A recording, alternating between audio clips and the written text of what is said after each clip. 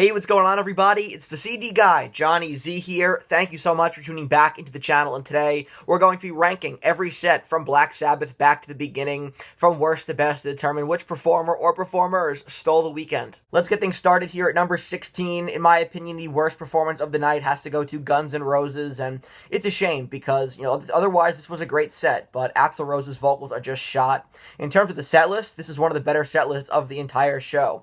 They did some real deep cuts, right? Breaking out Never Say Die and Junior's Eyes, also Sabbath Bloody Sabbath and It's Alright. Great callback there to the Use Your Illusion tour when Axl did that on piano. So I really enjoyed their set list from, a variety standpoint. But in terms of Axl's vocals, he lost it. He sounds like Mickey Mouse. Some people said he sounds like Herbert the Pervert from Family Guy. It just was not good. It was tough to get through and definitely did take me out of the performance. And so I appreciate Axl giving us a genuine performance. At 60-something years old, his vocals aren't going to sound like they did 30 years ago. But now comes the self-awareness to say, well, maybe I need to take a step back from touring or, take some time to work on my voice. And they certainly can't be charging stadium prices for that kind of a performance. But as long as people continue to buy tickets to see GNR, they will. But in my opinion, it took me out of their set and ruined what was otherwise, a great set list, like I said. I thought Slash was on fire, Duff McKagan very tight, but Axl's vocals were definitely one of the standouts from the show, but not for a good reason. Number 15, let's go with Anthrax. This is a really solid set by Anthrax. They did two songs, Indians and Into the Void, and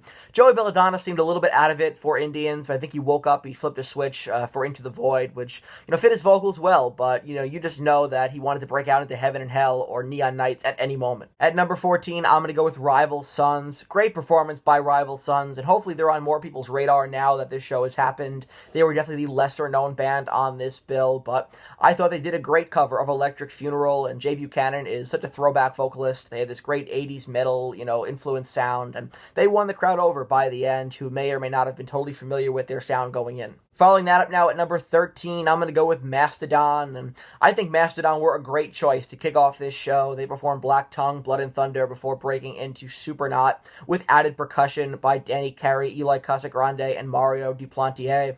And, judging by shots of the audience, the crowd wasn't full yet, but the only blemish in their set was the vocals cutting out for most of Supernaut, which was a total bummer. Next at number 12, let's go with Supergroup A of Tom Morello's All-Stars, Lizzie Hale singing Ultimate Sin with Jake E. Lee, Mike Borden, Total Schiavo, David Ellefson, Adam Wakeman, and Nuno Betancourt.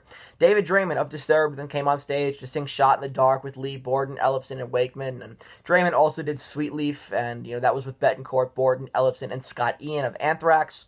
Whitfield Crane, Frank Bello, Sleep Token 2, Scott Ian, Nuno Betancourt, and Adam Wakeman did Believer. Really interesting deep cut there. Glad that was included in the set list. After that, Youngblood took the stage with Nuno Betancourt, Sleep Token 2, Frank Bello, and Adam Wakeman on Changes. And you had a lot of musicians here. And I don't think Ultimate Sin was a great fit for David Draymond, Shot in the Dark was a great fit for David Draymond's vocals, but Sweet Leaf suited his voice much better. Jakey Lee, I wish, would have hung around a little bit longer than he did, but it was great to see him on stage. And Youngblood really stole this performance, in my opinion, with a really commanding rendition of Changes. And to be honest, I'm not terribly familiar with him, but he had total control of the crowd, and his voice fit perfectly on this track.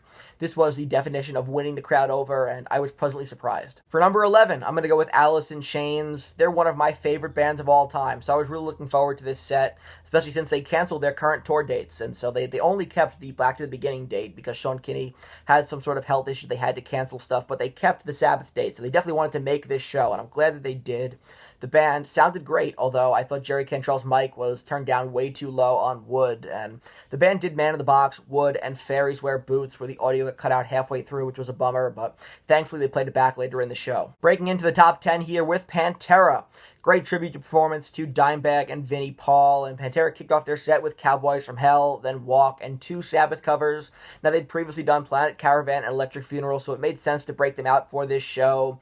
Phil Anselmo has still got his voice, and he sounds great, and the Half Terror reunion has been the gift that keeps on giving. I was wrong about it, and I continue to be wrong about it, and to be honest, I'm really glad that I was wrong about it. Time for Supergroup B of Tom Morello's All-Stars at number 9 here. Billy Corgan, Tom Morello, KK Downing, Adam Jones, Rudy Sarzo, and Danny Carey did Breaking the Law and Snowblind, and Billy Corgan did a really good version of Breaking the Law. I gotta be honest, I was not expecting that, but he had Rob Halford's casual vocal delivery down pat here, so I did really dig that.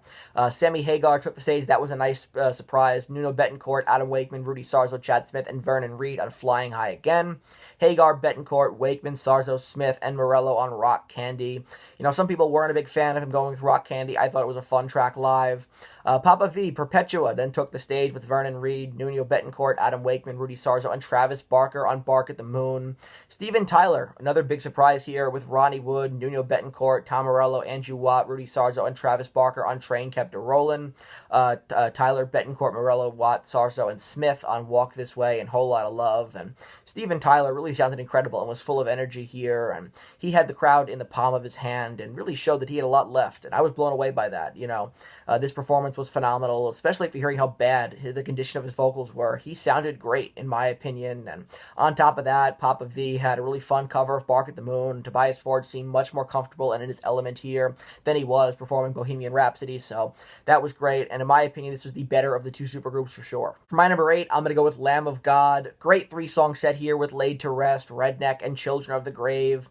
They turned Children of the Grave into, their own and reimagined it a bit to, fit their style. Really heavy, scathing performance. Randy Blythe is a great frontman. The crowd was really into this, moshing and everything, and lots of energy in this set for 15 minutes. Time for Metallica at number 7 here, and, Metallica's set threw me for a curveball right away with their cover of Hole in the Sky from Sabotage, and then Johnny Blade, too, from Never Say Die.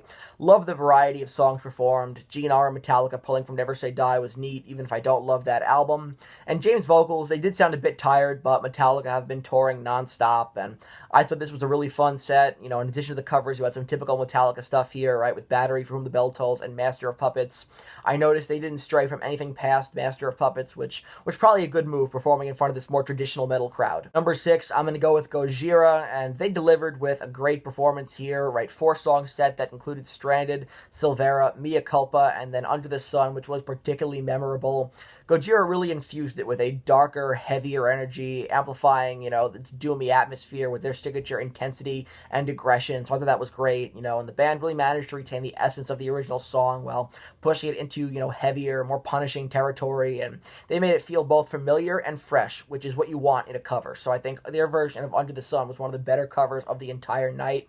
And whenever Gojira, I talked about this a little bit when I was just giving a recap of the show, but whenever Gojira showcased their talent on a larger platform, like the Olympics, for example, they consistently rise to the occasion, and this performance was no exception. Top 5 now with Slayer.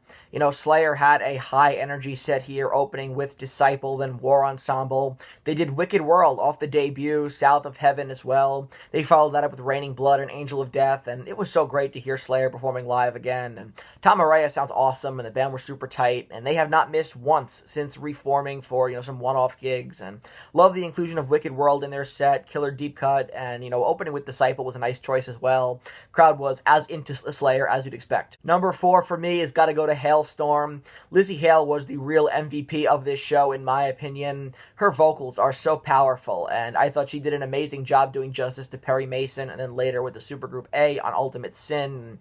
Halestorm had a bruising, high-energy performance, playing Love Bites and So Do I, Everest's Rain Your Blood on Me, and then, like I said, Perry Mason as well. And, Lizzie Hale being the only woman, the only front woman on this show, definitely felt like she had something to prove. You could tell in this performance. This was a statement performance, and she sounded incredible here. So for me, when it comes to her performance in both the Halestorm set and then later with the Supergroup, it was definitely one of the standouts from the entire show. Top 3 now for me, I gotta go with Tool at number 3, and this was the set, to be honest, that I was looking forward to the most outside of Ozzy and Black Sabbath. And Tool's set was not the most festival crowd friendly, but the band delivered with a really atmospheric set. 46 and 2 was a great opener. They covered Hand of Doom, which was excellent, and Einema to close it out. Danny Carey was on fire. He appeared a lot on this show and just was incredible. Another MVP, in my opinion, and Menard sounded great too. I think their set was a nice change in pace from the rest of the bands on this bill, and I found their set to be refreshing. I don't know about you guys. I guess you guys can probably figure out who my 1 and 2 are at this point, but for number 2, we have Black Sabbath. This was a great, triumphant ending to the show. Ozzy went out the same way he started here with Sabbath, and Tony Iommi was, still great up there, and it was great to hear the classic, rhythm section of Geezer and Bill Ward once again. So happy for Bill Ward to finally get his moment on stage with Sabbath, which I imagine was closure for him after all these years, after he didn't get paid for the End tour, right? He wasn't on that tour, unfortunately, which was just a terrible mismanagement there. But, otherwise, I thought he did a great job. He did have to take his shirt off. I'll admit that was traumatic, but I thought he did a fine job, kind of in his own world back there, playing whatever he wanted, but it sounded good, and the crowd ate this stuff up.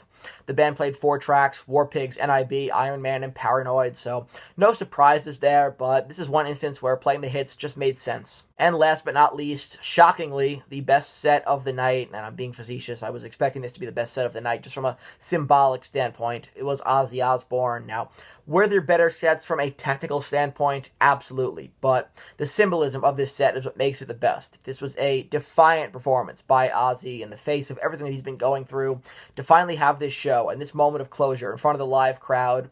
There was not a dry eye in Villa Park when he performed Mama, I'm Coming Home, and I thought Ozzy sounded good, and the band were great as well. Tommy Clufetos, Mike Inez, Adam Wakeman, and Zach Wilde behind him, and Ozzy was, I was surprised to see Ozzy break out Suicide Solution and I Don't Know, and he did more songs than I expected, to be completely honest with you, and then of course you have to do Crazy Train, and I've never been so happy to hear that song, and this was Ozzy's show, despite everything else and everything that could have gone wrong here, I thought he absolutely killed it. So that wraps up this video here, ranking the performers on Back to the Beginning from worst to best, depending on how much I enjoyed their set and who stole the weekend. You guys can see my picks right over here. If you enjoyed this video, please give it a thumbs up, subscribe to the channel down below, turn on the bell for notifications so you don't miss a new upload. Definitely go ahead and check out my recap and review of the show, where I went more in depth on some of the points I was making in this video. And of course, let me know down in the comment section below, who is your favorite performer on Back to the Beginning? I want to hear from you. And until next time, it's the CD guy, Johnny Z, signing off. Take care, everybody.